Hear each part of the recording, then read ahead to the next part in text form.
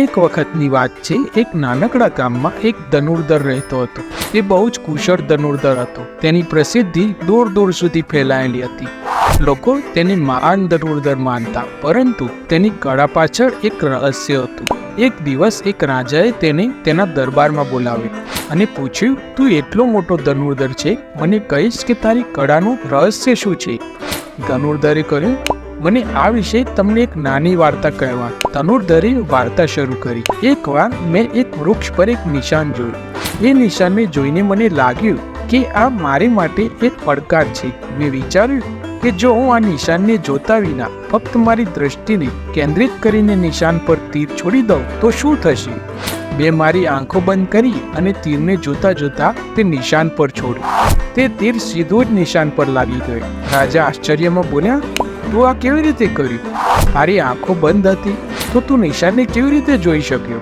ધનુર્ધર બુદ્ધ સ્મિત કરી રહ્યો હતો અને બોલ્યો, મહારાજ, મેં આંખો તો બંધ કરી હતી, પરંતુ મારી ચેતના સંપૂર્ણપણે તે નિશાન પર કેન્દ્રિત હતી.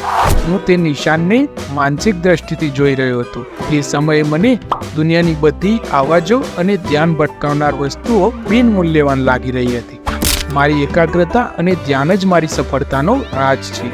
રાજાએ આ સાંભળીને પૂછ્યું, તો શું કહી રહ્યો છે કે કોઈ પણ કાર્ય કરવા માટે ફક્ત બાહ્ય આંખોની નહીં પણ આંતરિક એકાગ્રતાની જરૂર છે?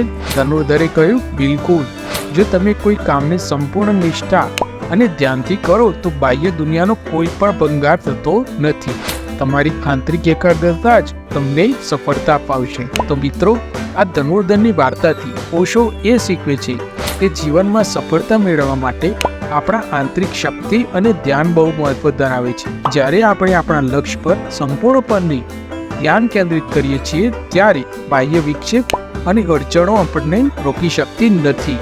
આપણા મન અને વિચારોને સંપૂર્ણપણે એકાગ્ર કરવા જોઈએ. ત્યારે જ આપણે આપણા જીવનના લક્ષ્યને પ્રાપ્ત કરી શકીએ છીએ. તો મિત્રો, વિડીયો સારું લાગે તો લાઈક કરજો, ચેનલને સબસ્ક્રાઈબ કરજો. મળીશું બીજા વિડીયોમાં. જય હિન્દ, જય ભારત, જય જય કરવી ગુજરાત.